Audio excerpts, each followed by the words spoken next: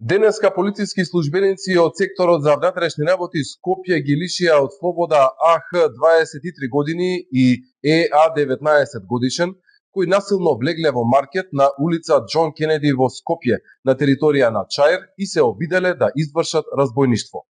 Во 4 часот и 52 минути утринава во секторот за внатрешни работи Скопје е пријавено дека 3 машки лица насилно влегуваат во маркетот, пошто веднаш се превземени соодветни мерки и активности од полициски службеници од единицата за интервентна полиција и од полициска станица Битпазар.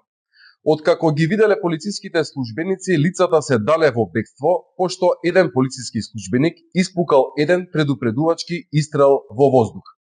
По превземените мерки од слобода се лишени АХ и ЕА, а за едно лице се превземаат мерки за негово пронаоѓање.